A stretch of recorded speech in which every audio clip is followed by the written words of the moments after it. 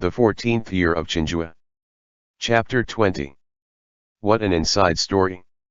Tang Fan walked over and asked, "Is there something wrong, Dong?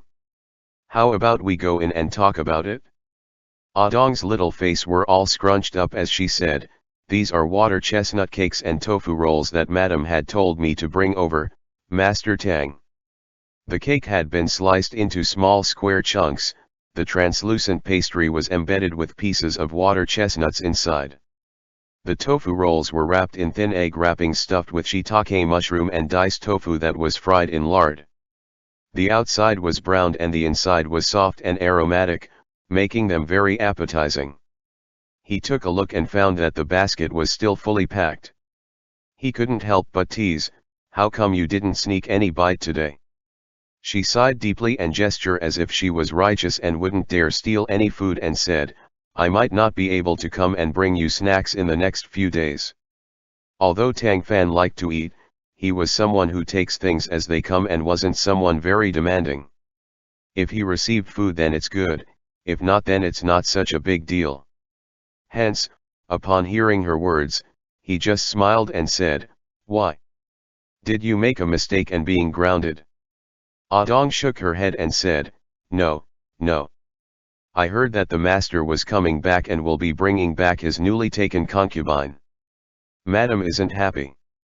Also, Chunji said that when the master comes back, the management of the family would be taken off from Madam's hands and it won't be very convenient for us to come out and send things over." Tang Fan was surprised. "Even if your master comes back, isn't Madam Zhang still the madam of the family? How could she not even be able to make a decision as trifling as sending snacks over?" She propped her chin up and replied, "I heard Chunji say something else. She told me not to say it to anyone else."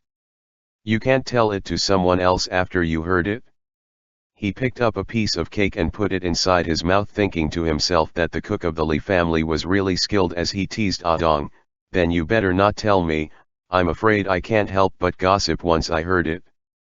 Children in the olden days matured quite early. This little girl was at the age when she likes to gossip and was quite excited to have someone she could share the gossip with. How could she resist not saying anything?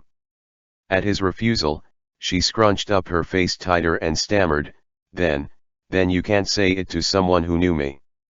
They can't know that I was the one who said it?" Tang Fan puffed out a laugh and said, all right. Just say what is it?"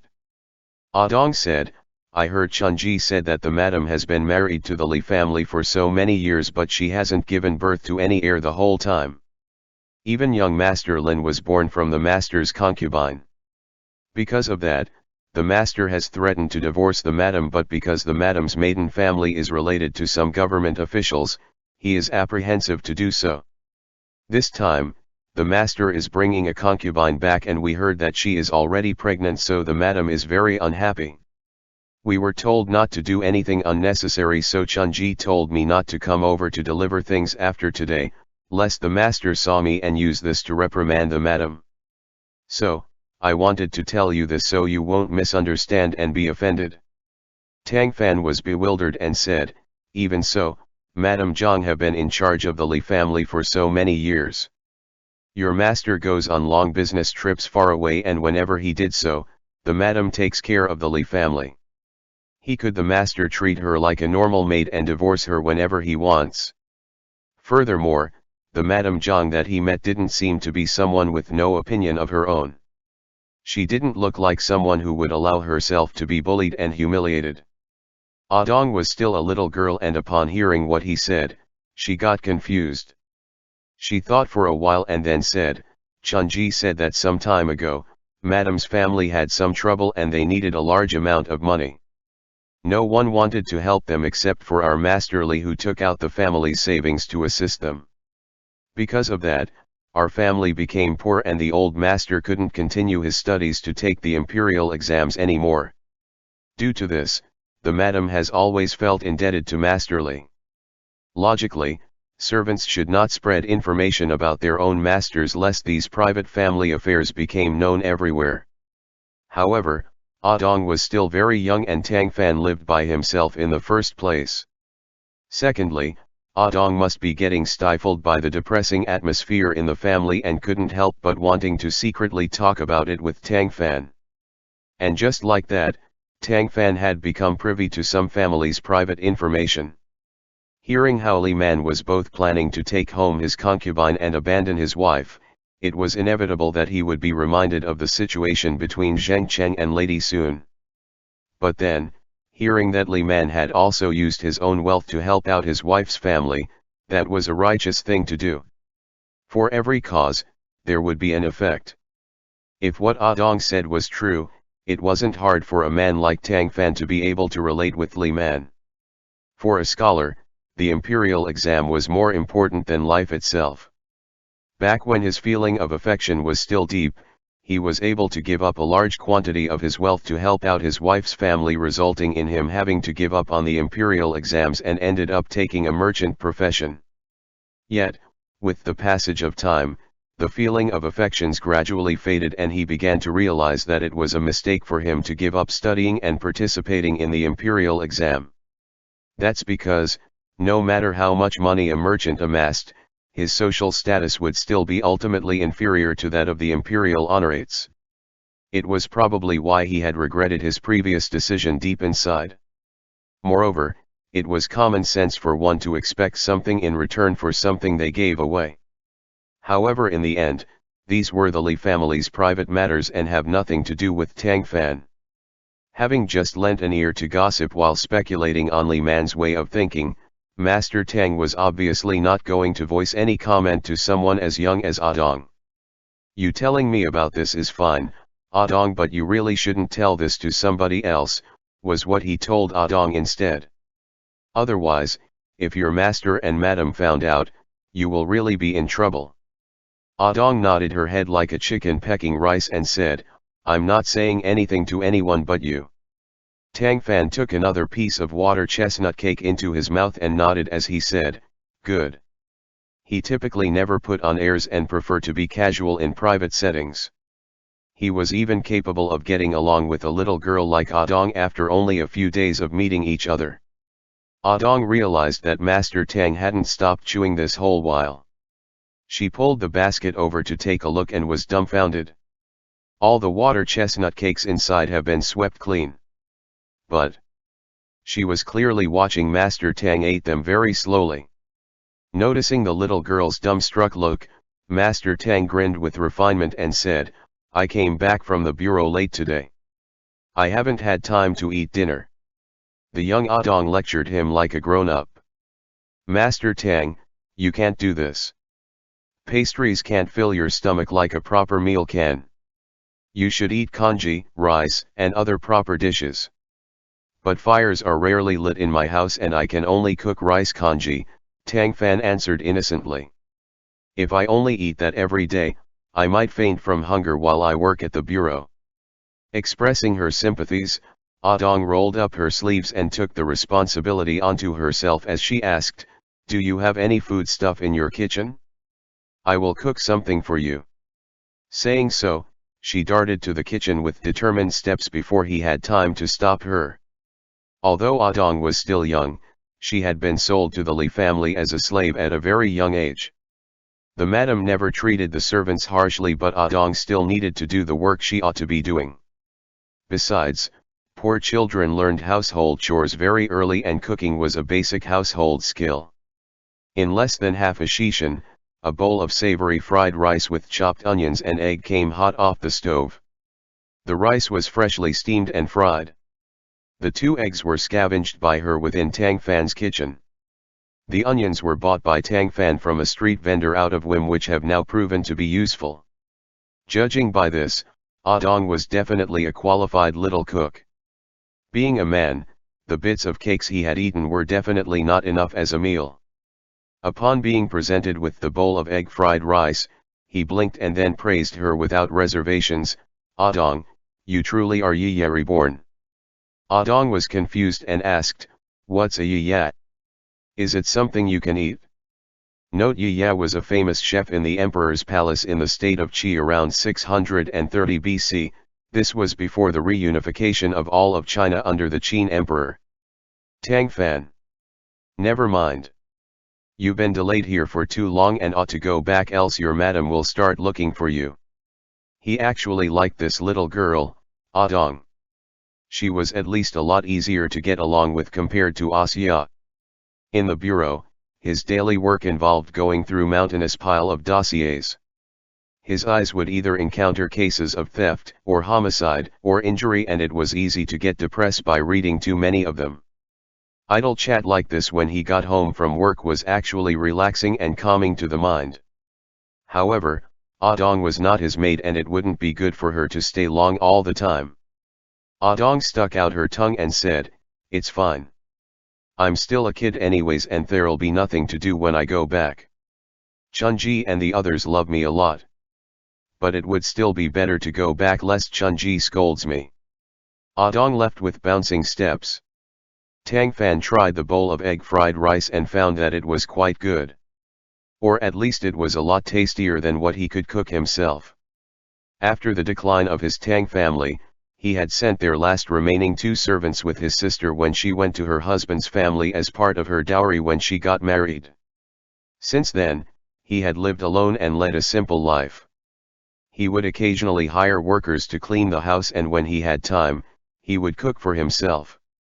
He didn't have meals regularly as it was normal for him to work outside most of the time. Although Master Tang loved to eat, the only thing he could cook was a light and tasteless white rice porridge, which could make one shed a tear out of sympathy. Now though, for the sake of getting hot meals to eat when he got home, he was seriously considering buying a servant who could cook as his home chef.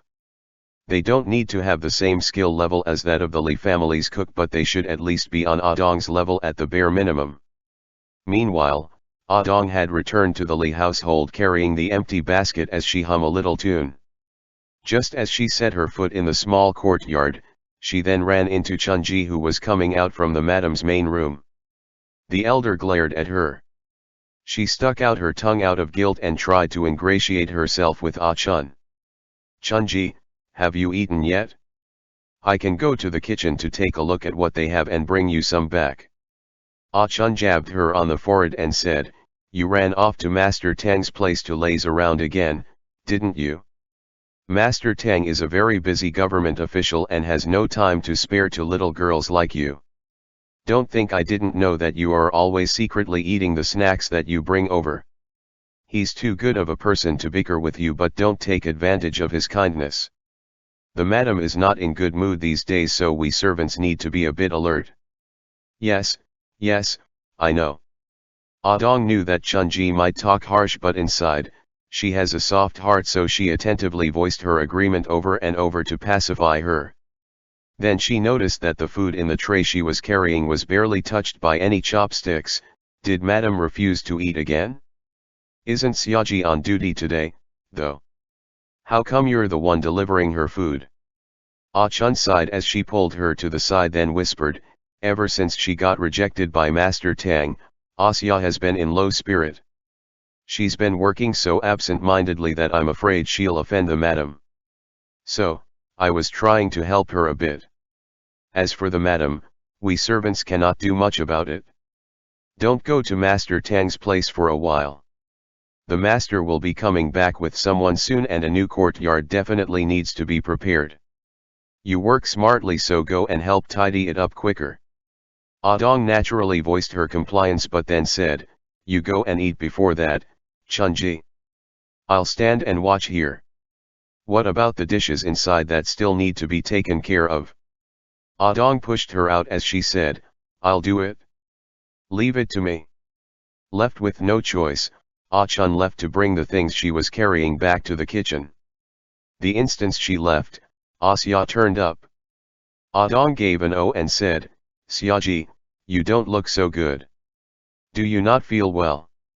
Ever since Master Fang declined taking her as a concubine, she had been looking weak and depressed, but her complexion today was even paler than yesterday's. Asya forced a smile and said, "It's nothing. My monthly period just came and my stomach hurts a bit." Ah Dong blinked. She was not old enough to go through these things, but she had heard enough and understood it naturally. "Then you go and rest, I'll take care of things here." It's no big deal, Asya patted her head and asked, where is Ah-chun? Chunji has been so busy till now that she hadn't eaten yet, so I made her go and eat something first. What about the madam? Chunji said that the madam had eaten only a few bites and that there's still some dishes that needed to be put away inside. I'm just about to go and take care of that. I'll do that, then. Can you help me bring it all to the kitchen in a moment? Ah-dong quickly replied, sure. She watched Asya go in as she thought to herself that it was truly terrible whenever a woman's monthly period came. Xiaoji looked like she was having difficulty walking, so it must have hurt a lot. Realizing that she would be experiencing such horrible thing herself in a few years' time, Ah-dong couldn't help but shudder. Chapter End. The 14th year of Chenghua. Chapter 21. An startling event in the Li family. After a while, Asya came out carrying some dishes and passed them to Ah-dong, who took them nimbly and walked over to the direction of the kitchen. Meanwhile, Ah-chun had just finished eating and was just coming out and caught sight of Ah-dong, who was just coming over. She exclaimed, how come you came over here, too? You can put those dishes aside first. There's no one at the madam's side. What if she needs something? Ah-dong smiled and said, don't worry, Chunji. Xiaoji came and keeping watch at madam's side at the moment. Ah-chun frowned and said, Asya. I thought she said she wasn't feeling well.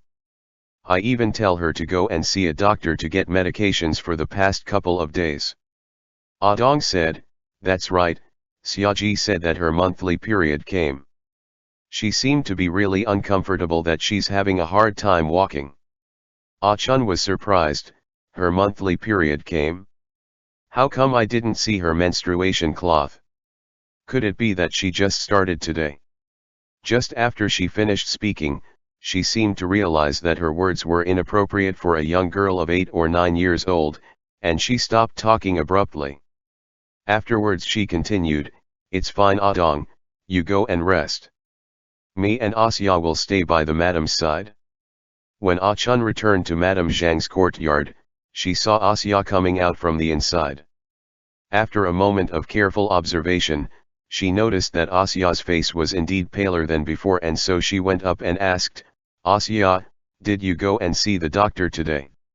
Asya smiled and replied, I did, but it was very crowded there today. I was afraid that madam might have something she needed to be done and that you won't be able to do everything alone, so I stopped waiting and came back. Don't you worry how I do here. Ah-chun scolded her. I told you to rest and yet you run off to do work again. Everything will be fine, just go back and lay down. I'll be alright attending to the madam all by myself. Asya made a gesture towards her to keep quiet and said, she just went to rest. Ah-chun nodded with a worried expression on her face, is the madam still in a gloomy mood? Asya sighed and said, yes. I tried to comfort her and urged her to sleep early. She said she got a bit of a headache. She said no one is to go in and bother her for tonight. She's sleeping inside the room while I will be resting outside it. I'm sure that would be alright, Ah-chun said.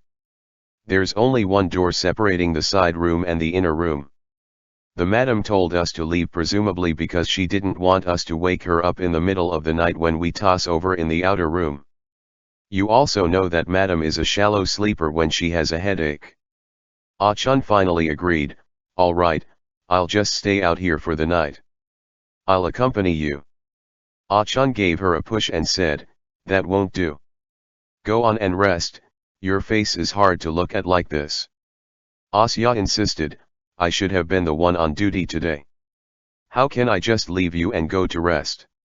I will accompany you and that's that. Didn't Ah-dong said that you are having your monthly period? Asya replied, yes, it just came in today but I'm better now. If I'm sitting down, I will be fine. Ah-chun couldn't persuade her otherwise, so the two of them sat down beside the stone table in the courtyard. Even though it was midsummer season and the weather was stuffy, it was thankfully pleasantly cool in the courtyard. They entertained themselves by watching the starry sky. The two talked, and by the second hour of the night they were both a little sleepy, with their arms propping up their chins and dozing off. Ah Chun yawned and stood up. I'll go in and see how the madam is sleeping and whether the doors and windows are closed tightly so she does not catch a cold. Asya also stood up after her and said, I'll go, too. Ah Chun said, it's fine. Two people are not needed to close down windows. Just sit here. At that moment, a muffled noise came from within the room. Ah Chun and Asya glanced at each other, and the two both stepped forward. Ah Chun knocked on the door of the room as she inquired softly, Madam. Hearing no answer from the inside, Ah Chun pushed open the door and walked in. The door to the inner room was still closed, but the screen in the back of the outer room had a shadow on it, like something was moving. With her heart thumping, Ah Chun slowly walked over while asking inquisitively, Madam. Once she reached the back of the screen, she discovered that the window turned out to be opened and that the branches outside were dancing under the blowing breeze. The branch's shadow was cast onto the screen. Coupled with the clothes hanging behind the screen, it was easy to misinterpret the shape of the shadow. Breathing a sigh of relief, Ah Chun took a particularly probing look outside. Outside was a small garden. The bright moon was now up above the sky, illuminating each plants and trees distinctly. The branches were swaying and rubbing lightly against each other, and a faint cry of a cat could be heard coming from the bushes. Ah Chun shook her head and closed the door and the windows. As she walked back around the screen, she caught sight of Asya lightly walking out from the inner room. Is the madam still asleep? She asked quietly. Asya nodded. She seemed to be sleeping heavily. I didn't know what that sound was just now, but it didn't wake her up. Ah Chun said, let's leave then. The madam has not been sleeping well these days, so we better now wake her up. The two of them left the room quietly as Asya asked what was that noise. Ah Chun replied with, perhaps it was a feral cat being naughty and bumped against the frame of the window when it scrambled up. It happened before. The two of them were so strangely energized by the noise that they sat there chatting until the break of dawn. Ah Chun said, the madam usually get up by this time. You go fetch the water while I'll go in and see if she's awake. Asya gave her agreement and left to do the chore while Ah Chun went inside Lady Zhang's room. This was something they normally do every morning and there was novelty in it. Ah Chun entered, then knocked at the door of the inner room as she called out, Madam, it's the time of the rabbit. Would you like to get up now? No time of rabbit, 5 a.m. to 7 a.m. There was only silence inside, no one answered. Lady Zhang was a light sleeper to begin with. Even a tiny bit of noise from the outer room could wake her up. Even if she had slept deeply the night before, it would be impossible for her not to stir when being called upon like this. Could it be that she had taken ill? Ah Chun was so surprised that she couldn't even wait for Lady Zhang's response as she went ahead and pushed the door of the inner room opened. This push resulted in the most terrifying sight of her life. A looped rope was suspended from the roof beam and Lady Zhang hung from it, her body dangling. When Ah Chun looked up from her angle, she could see Lady Zhang's eyes were wide opened and seemed to be staring at her. Ah! Something like this happening to the Li family was really no different than the sky falling down as far as the family household was concerned. Since the patriarch of the Li family was often away doing business for a long period of time, it was Lady Zhang who watched their ancestral home at the imperial capital. As the mistress of the house, she did not only manage the household affairs but also see to the needs of all the family members from the youngest to the oldest. Because Lady Zhang didn't manage to bear children, Li Man took two concubines. One of them was the birth mother of the Li family's single son, Li Lin. Having a son in his middle age meant that Li Man was naturally very doting to Li Lin. Not just him though, Lady Zhang also regarded the boy as she would her own biological son. He had grown up under her care and only have the utmost respect for her. She also didn't hide the reality of his birth and treated his birth mother with utmost care just like the rest. Li Man's two concubines were well-mannered women and the kind that would stir up any major storms. Therefore, In spite of the frequent absence of the family patriarch, the Li family was peaceful and stable for many years due to Lady Zhang's presence.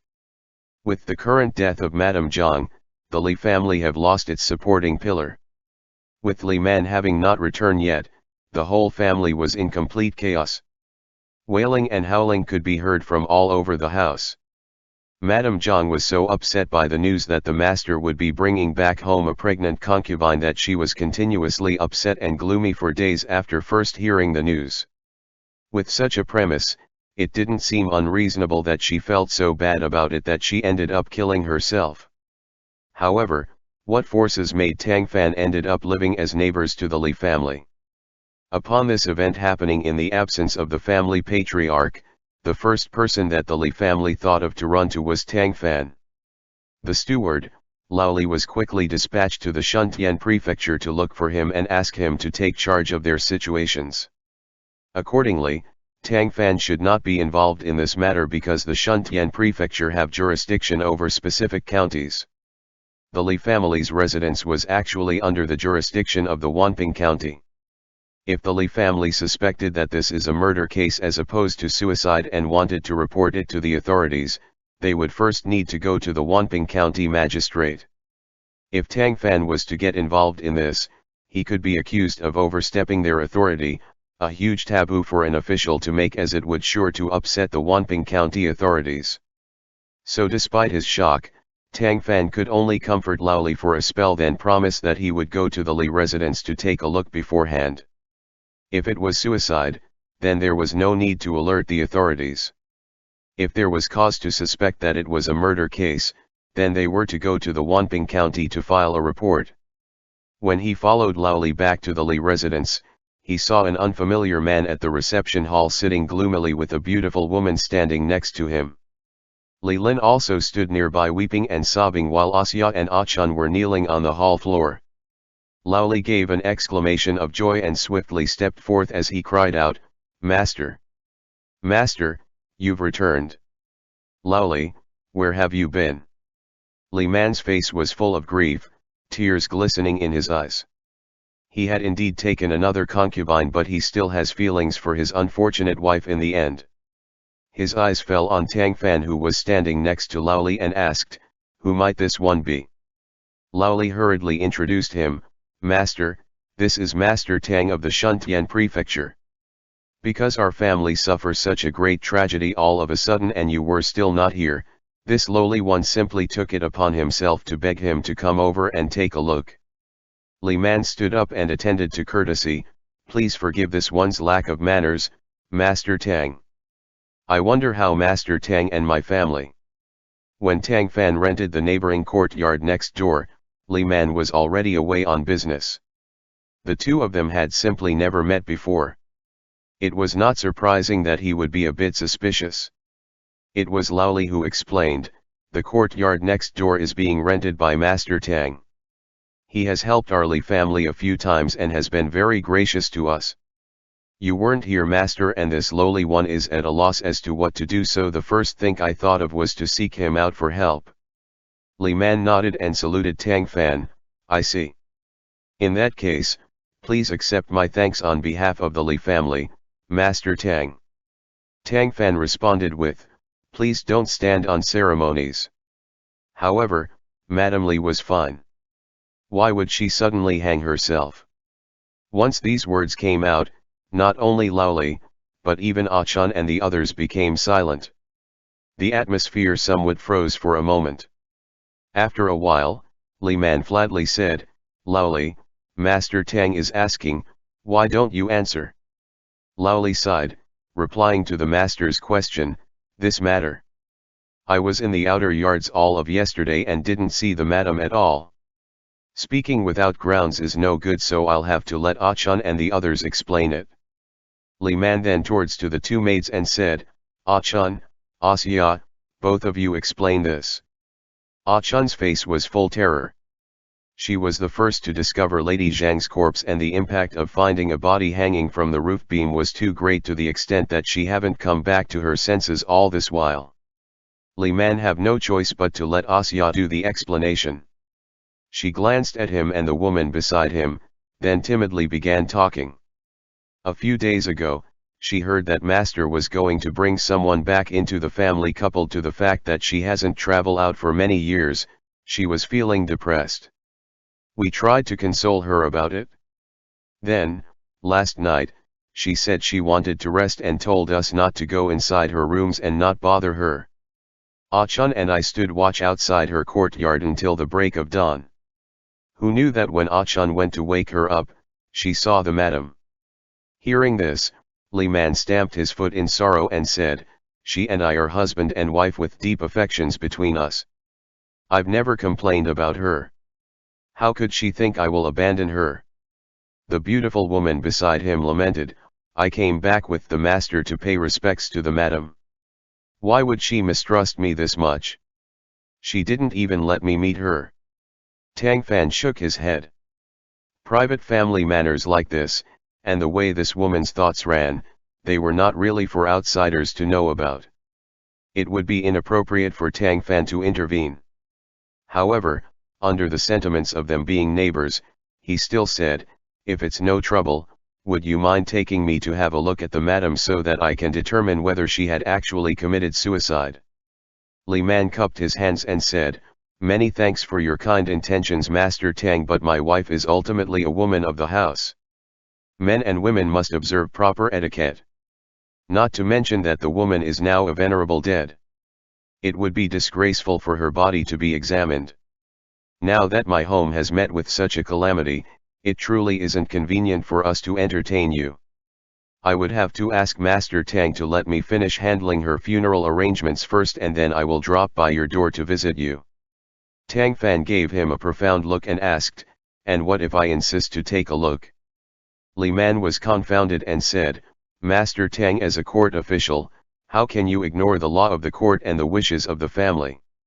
The deceased is a respected woman, and this husband don't want her to be disturbed and not being able to be at peace after death." Tang Fan explained, "I understand, but just as it was possible that Madame Li committed suicide, it was also possible that someone killed her. I naturally have the authority to examine the body." Li Man's face darkened as he retorted, "To the best of my knowledge, even if there was a need for authorities to investigate, they should be sent to do so by Wanping County. You belong to the Shuntian Prefecture and doing this would be below your jurisdiction. Wouldn't that be highly irregular?" The ancestors of the Li family were government officials, and Li Man had once been a scholar. He was a merchant now and have traveled far and wide and definitely have a wide range of contact. Naturally, he wouldn't be as gullible as the average citizen. Moreover, what he said was indeed correct. Left with no option, Tang Fan then said, "Well, can I just walk around the madam's rooms and courtyard?" Chapter end. The 14th year of Chenghua. Chapter 22. Suicide or murder. With the conversation coming to this point, Li Man, of course, could not offend Tang Fan too much. He had to take Tang Fan himself around Lady Zhang's courtyard and rooms for his examinations. Lady Zhang's body had been moved to the side hall. The area they were walking through was that of the scene of the crime, but because the body has been moved, the scene was thus contaminated. At first glance, it was difficult to find any clue that could be useful. Ah-chun followed behind and recounted to Tang Fan what she had seen and heard since she came in earlier. When Tang Fan heard her talk about closing the window, how she went behind the screen and opened the windowsill and looked at it carefully before walking to the inner room. The rope that Lady Zhang had hung from was still tied to the roof beam. Most likely because after they took her body down and shifted it to the other room, no one had the mind to untie the rope. The stool next to where she was supposedly hanging down had also been overturned onto the floor. Ah-chun followed him, anxiously watching as Tang Fan rummaged around on the messy bed, lifted the sheet from the bed, bent down to look at it for a moment and reached out to feel past them. When Tang Fan straightened up again, he had a jade earring in his hand. The jade was quite exquisite, carved into a lotus shape with silver tassels hanging below it. "Do you recognize this?" Tang Fan asked. Ah-chun nodded and said, "It belonged to the madam. I found this under the pillow." Ah Chun let out an ah and said, I guess she must have forgotten to take it off before she went to sleep and it accidentally fell under the pillow. Tang Fan asked, then how come there's only one? Where is the other one? Ah Chun was unsure and replied, maybe it's on the bed, too. Tang Fan nodded and handed her the earring, you go and put it away, then. Li Man saw Tang Fan exited from where he stood outside the door and asked, have you find anything Master Tang? Tang Fan shook his head and said, no. Perhaps the good madam did really hang herself. Li Man sighed, disappointment evident on his face, honestly speaking, I was hoping that someone had really brought harm to her. In that case, the true killer could be found and her spirit would be comforted in heavens. If you can think that way, then her heart will definitely be at peace because she won't have to bother with the concubine you have brought back home with you, Tang Fan replied. Upon hearing him, Li Man felt ashamed and then he got annoyed. Even though Tang Fan was a government official, the matter of concubines were private family matters. It wasn't his place to criticize him. Tang Fan was disinclined to care about how Li Man felt though. After leaving the Li residence, he went straight to Wanping County, sought out its magistrate and discussed the matter with them, asking them to send people to go and investigate Lady Zhang's body. Although the Li family didn't want to report to the authorities, he took the time to go there himself. It was, if nothing else, in regards to how Madame Li had continuously treated him kindly. If she really died unjustly, then he would pursue justice for her no matter what. Officials of higher rank tended to ignore those of lower ranking than themselves. Tang Fan was only a 6th rank official but he was a member of the Shuntian prefecture who was overall in charge of Wanping County. After hearing him out, the Wanping County magistrate dare not take his words for granted and immediately ordered a deputy and a registrar to be sent over at once. After leaving the Wanping County Bureau, Tang Fan returned to the Shuntian prefecture. As soon as he stepped into the gate of the bureau, he saw Du Zhang hurriedly came over to greet him, you're back Master Tang. The magistrate is looking for you. Tang Fan asked, do you know what for? Du Zhang replied, this subordinate do not know but the matter seems to be urgent. Tang Fan smiled and said, I see. Many thanks. You can go on ahead. Pan Ben was currently pacing back and forth in the side hall with his hands behind his back. Once he saw Tang Fan came in and was about to cup his hand in courtesy towards him, he impatiently waved him off and said, it's fine, never mind those empty courtesies. Take a look at this post. The card that he handed over was black and red with gold pieces sprinkled upon it. It looked rather expensive. Taking a look at it, Tang Fan's expression grew strange as he said Chief Eunuch Wang was inviting you to dinner. Yes. Pan Ben was visibly vexed. I've never provoked him and everything was fine between us. Why would he do this? Seeing how anxious he was, Tang Fan tried to pacify him, don't be worried, sir. Do you know what's the occasion for? How many other people is he inviting to this dinner? Pan Ben gloomily replied, how would I know? Ever since the case of the Marquis of Wuan estate, Wang Zhi has become more and more arrogant. When he says one thing, no one dare to oppose it. No one visits a temple without ulterior motive. This dinner banquet is definitely no good. What trouble is being arranged for the prefecture again? Wang Zhi was a eunuch. Eunuchs and civil officials were innately opposing classes and their interests normally did not intersect unless they were scheming with one another. In such cases though, the civil official would have to be ready to be defeated by a scheme, and have the mental preparation for suffering years of bad reputation for associating with a eunuch. Pan Ben was not a court official but a local government official. He definitely didn't want to be a traitor to his class and just want to carry on his duties as peacefully as possible. Yet, such a beautiful thing didn't exist in this world, and as someone who worked with the bureaucracy, it was inevitable that he was going to have to contend with all sorts of people. Contending with other civil officials was no issue as they were his peers and he knew the rules of the games they play at. Dealing with eunuchs though, the standards used with his fellow official would work with them. Pan Ben couldn't get a grasp of what was Wang Zhi's end goal here. He didn't want to get involved with him, but at the same time, he wouldn't dare to offend him. He was really in a pickle.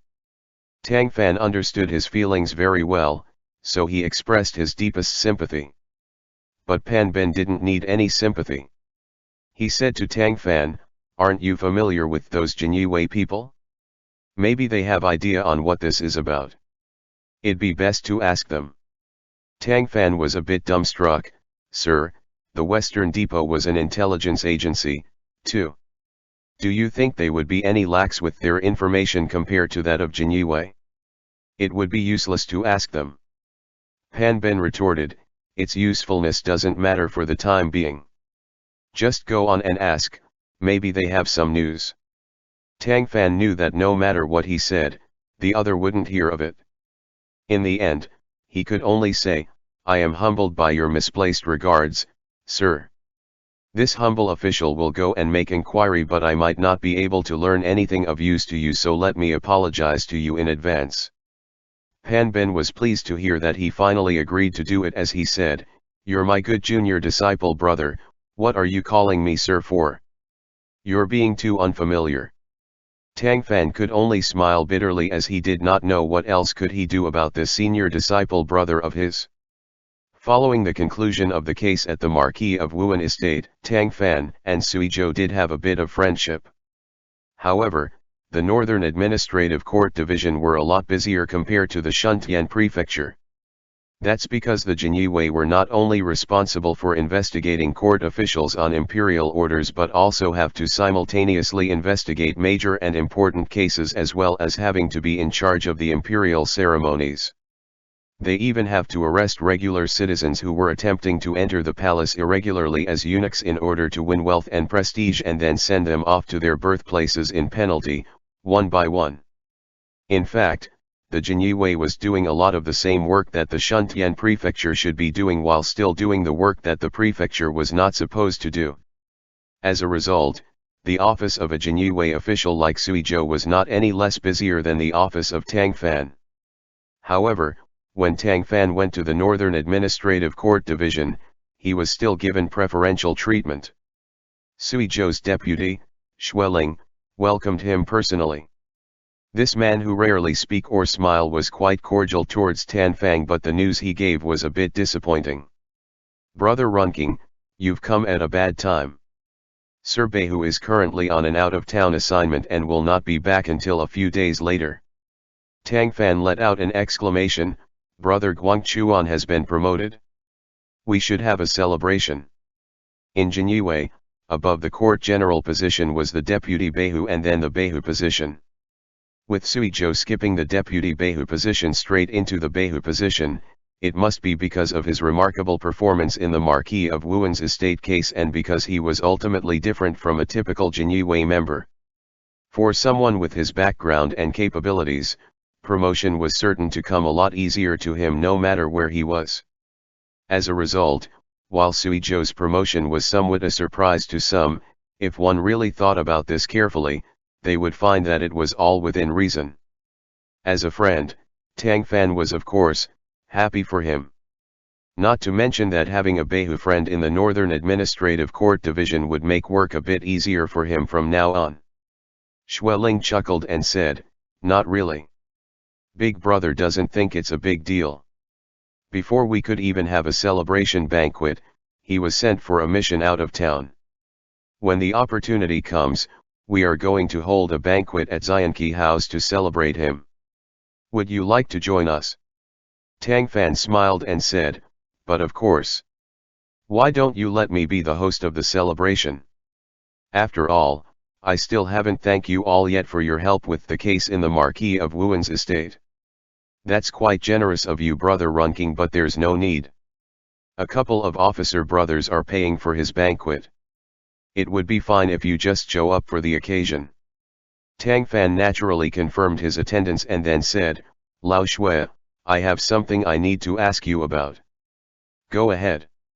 Tang Fan continued, "Do you know if there's anything happening at the Western Depot?" Xueling thought for a moment and replied, No, why do you ask? Tang Fan smiled bitterly and said, the depot commander eunuch Wang suddenly invited our prefecture magistrate for dinner. We have no idea what his intentions were and our magistrate is feeling uneasy about it. I came here in the hope that we could get some information that could give us any idea about it so our magistrate won't unintentionally offend Wang Ji when he goes since he doesn't know the situation. Wang Ji's notoriety was well known throughout the capital. It wasn't just the Shuntian prefecture who was wary of him but the Jinyiwei as well. Xueling had a sympathetic face as he said, I haven't heard of anything happening, but I can inquire for you. When will Magistrate Pan go to this banquet? Tang Fan said, in 2 days. Xueling nodded, there's still time then, I'll let you know if any news comes up.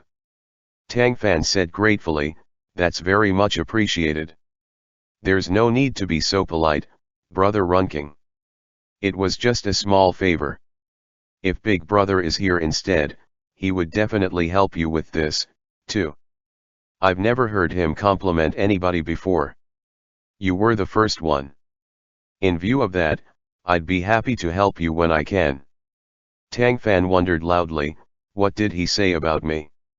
Xueling smiled and said, he said that you don't do nonsense talk and can get things done. Tang Fan smiled sardonically. That really sounded like how Suizhou would compliment someone. After a few more pleasantries, Tang Fan said his goodbyes to Xueling and left the Northern Administrative Court Division to go back to the Shuntian Prefecture. Once Pan Bin heard that the Jinyiwei was willing to help him get information, he was pleased and no longer looked worried as he did before. After resolving his senior's issue, Tang Fan had returned to his workstation when he heard a bailiff came in with a report. He said that the Wanping County had sent someone about the Li family incident and that Madame Zhang had been strangled to death and did not commit suicide as was previously thought. Chapter end.